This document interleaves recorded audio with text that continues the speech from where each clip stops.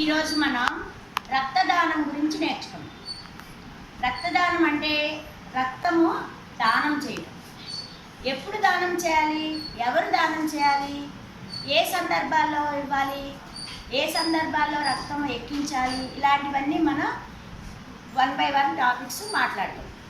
First రక్తదానము ఎప్పుడు అవసరం అంటే బాగా ప్రమాదాలు జరిగినప్పుడు, రోడ్ యాక్సిడెంట్స్ జరిగినప్పుడు, లేకపోతే బాగా గర్భిణీ స్త్రీలు ఆపరేషన్లు చేసేటప్పుడు రక్తము ఎక్కించాల్సి వస్తుంది. బ్లీడింగ్ అయిపోతూ ఉంటుంది, ఓవర్ బ్లీడింగ్ అలా అయినప్పుడు రక్తం ఎక్కించాల్సి వస్తుంది. అలాంటప్పుడు ఎక్కించాలి. తర్వాత రోడ్ యాక్సిడెంట్లు బాగా పెద్ద పెద్ద యాక్సిడెంట్లు అయినప్పుడు ఎక్కించాల్సి వస్తుంది. కాబట్టి అలాంటప్పుడు మనం రక్తదానం చేయాల్సిన అవసరం ఉంది. రక్తదానం మహాదానం. రక్తదానం చేయడం వల్ల మనకి చాలా లాభాలు ఉన్నాయి. మేడం, రక్తదానం ఎవరెవరు చేయొచ్చు? మేడం, రక్తదానం ఎవరెవరు చేయొచ్చు? రక్తదానం 18 సంవత్సరాలు నిండిన వారు ఎవరైనా చేయొచ్చు. ఆరోగ్యంగా ఉన్న మానవుడు రక్తదానం చేయవచ్చు. అనారోగ్యంగా అంటే బాగా క్రానిక్ డిసీజెస్ ఉంటాయి చూడండి, క్యాన్సరు, తర్వాత హార్ట్ అటాకు, అలా హార్ట్ పేషెంట్ అంటే హృదయ సంబంధమైన వ్యాధులు ఉన్నవాళ్ళు, క్యాన్సర్ పేషెంట్లు, అలాంటి వాళ్ళు, కొంచెం పెద్ద పెద్ద వ్యాధులు ఉన్నవాళ్ళు రక్తదానం చేయలేరు. ఎందుకంటే వాళ్ళు బలహీనం పడిపోతారు. చాలామందికి ఒక అపోహ ఉంటుంది, రక్తదానం చేస్తే చాలా నీరసం అయిపోతారు, శక్తి తగ్గిపోద్ది అనే అపోహలు ఉన్నాయి. ఆ అపోహలన్నీ వీడాలి. ఎందుకనంటే రక్తదానం చేయడం వలన మనకి చాలా లాభాలు ఉన్నాయి. ఏమేమి లాభాలు ఉన్నాయంటే చూడండి, మనకి రక్తదానం చేయడం వలన మన శరీరంలో రక్తము ఇంకా వృద్ధి చెందుతుంది, మరల పుడుతుంది. తర్వాత రక్తం యొక్క విస్కాసిటీ పెరుగుతుంది. తర్వాత హార్ట్ అటాక్లు, అలాంటి హార్ట్ డిసీజెస్ రావంట. హార్ట్ పేషెంట్స్ ఉంటారు చూసారా, బాధపడుతూ ఉంటారు, మనం చూసాం కదా. అదే ఆరోగ్యంగా ఉన్న మానవుడు రక్తదానం చేస్తే వాళ్ళకి ఆరోగ్యం చాలా బాగుంటుంది, చేయవచ్చు.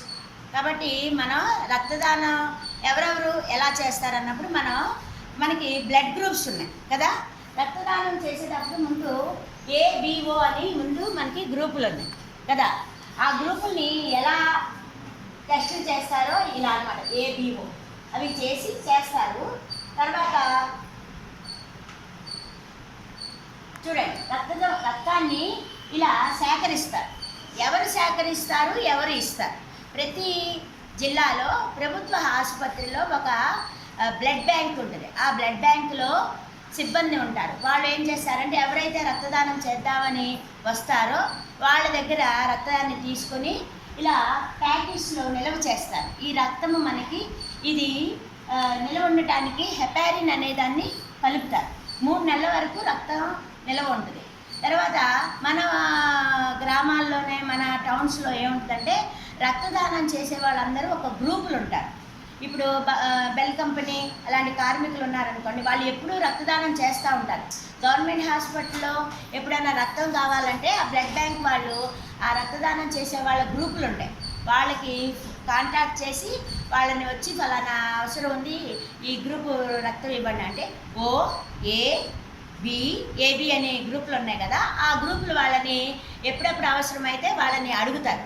మనం సిటీ కేబుల్ అలాంటి వాటిలో కూడా చూస్తాం, ట్రోల్ వేస్తుంటారు.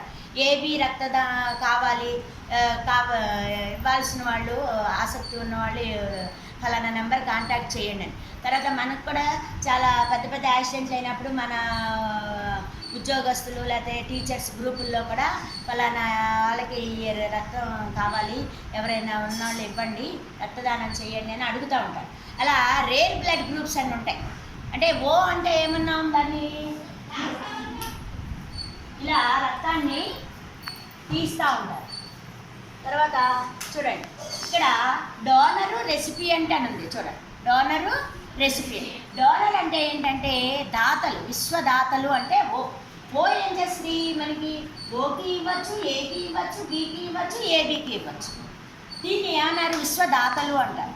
ఇక్కడ ఏ బ్లడ్ గ్రూపు Aకి Dకి మాత్రమే ఇవ్వగలరు. B బ్లడ్ గ్రూప్ వాళ్ళు Bకి ABకి మాత్రమే ఇవ్వగలరు. ఏబి బ్లడ్ గ్రూపు ఏబికి ఇవ్వగలదు. అర్థమైందా? అంటే ఓ బ్లడ్ గ్రూప్ అందరికీ ఇవ్వగలదు, ఏబి బ్లడ్ గ్రూప్ అందరి నుంచి తీసుకోవాలి. చూడండి, అన్ని చోట్ల నుంచి అంటే ఇక్కడి నుంచి వచ్చింది, ఇక్కడి నుంచి వచ్చింది, ఇక్కడి నుంచి అంటే బి ఏబి అండ్ ఓ నుంచి కూడా ఏబి తీసుకోవచ్చు. కాబట్టి ఓని యూనివర్సల్ డోనర్ అంటారు, అది ఏబిని ఏమంటారు? యూనివర్సల్ రెసిపియంట్ అంటారు. మన బ్లడ్ గ్రూప్ ఏంటో మనం తెలుసుకోవాలి. మీరందరూ బ్లడ్ గ్రూప్ తెలుసుకోవాలి. మనకి పాఠంలో ఉంది, 9th క్లాస్ పాఠంలో బ్లడ్ గ్రూప్స్ వాటి ఉన్నప్పుడు మనం ఈ హెల్త్ వాళ్ళు మనకి ఏఎన్స్ వచ్చి మనకి బ్లడ్ గ్రూప్ టెస్ట్ చేశారు, అప్పుడు చెప్పారు అందరికి. అలాగే ఎంత బ్లడ్ ఉండాలి, ఒక్కొక్క మనిషిలో ఎంత బ్లడ్ ఉండాలి. ఎనిమిగ్గా ఉన్నారంటే ఏంటి? బ్లడ్ తగ్గిందని అర్థం.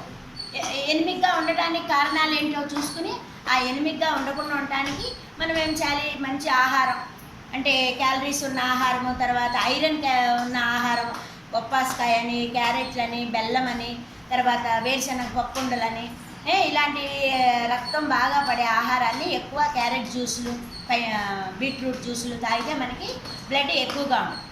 మనకి ఈ కౌమార బాలికలందరికీ కూడా బ్లడ్ తక్కువగా ఉంటుంది కాబట్టి ఆ కిషోర బాలికలకి మనం ఏం చేయాలంటే ఈ రక్తం బాగా పెరగడానికి ఎలాంటి ఆహారం తీసుకోవాలో మనం కౌమార విద్యలో చెప్తూ ఉంటాం కదా. అలా ఈ గ్రూపులు చూడండి, ఇలా బ్లడ్ చేస్తుంటారు. రక్తము ఎక్కించేటప్పుడు ముందుగా ఏం చేస్తారంటే ఎవరైతే రక్తదానం చేస్తారో వాళ్ళ రక్తాన్ని రోగులకి ఎక్కించడానికి ముందు మ్యాచింగ్ చేస్తారు. మనకి సినిమాల్లో చూపించినట్టుగా వెంటనే యాక్సిడెంట్ అవగానే తల్లి పిల్లవాడికి ఇవ్వటం, భార్యకి భర్త ఇవ్వటం అలా చూపిస్తారు, కానీ అలా అవ్వదు. ముందుగా ఏం చేస్తారంటే మ్యాచింగ్ చేస్తారు. రెండు మ్యాచింగ్ చేసి సరిగ్గా ఉందా లేదా అని టెస్ట్ చేస్తారు. రేపు మార్నింగ్ మనం రక్తదానం చేయాలని అనుకుంటే, అంటే ఇన్నో విశాలమైన కేసులు అంటే ఎమర్జెన్సీ లేని కేసులు అయితే ముందుగా రెండింటిని కూడా మ్యాచింగ్ చేసి సరైందో లేదో అని చూస్తారు. తర్వాత రక్తదానం చేయటం అనేది మన ప్రజల్లో అవేర్నెస్ కలిగించాలి, సోషల్ అవేర్నెస్ కలిగించాలి. రక్తదాన శిబిరాలు చేసినప్పుడు మనం రక్తదానం చేయండి అని చెప్పి మనం రక్తదాన వారోత్సవాలు చేయాలి. తర్వాత రక్తదాన శిబిరాలని ఎక్కువగా చేసి రక్తదానం చేయడానికి అందరినీ ప్రోత్సహించాలి.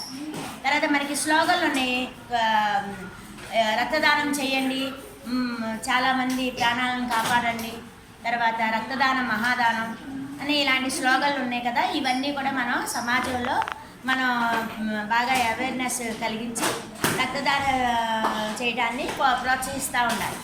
Thank you.